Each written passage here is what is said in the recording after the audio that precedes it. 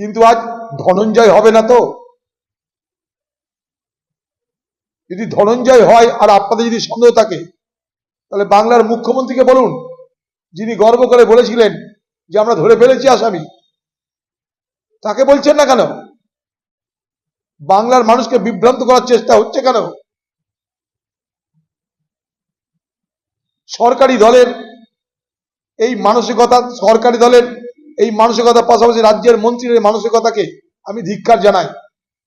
বাংলার মুখ্যমন্ত্রীকে বলবো, আন্দোলনকারীদের সঙ্গে আপনি বসুন, তাদের কাছে ক্ষমা চেয়ে নিন। স্বাস্থ্য দপ্তর আপনার, পুলিশ দপ্তর আপনার, সর্বত্র বিপর্যয় হয়েছে আপনার, আপনি ব্যর্থ হয়েছেন। নাগরিক সমাজের কাছে, ছাত্র সমাজের কাছে, চিকিৎসক সমাজের কাছে, আন্দোলনকারীদের কাছে ক্ষমা চেয়ে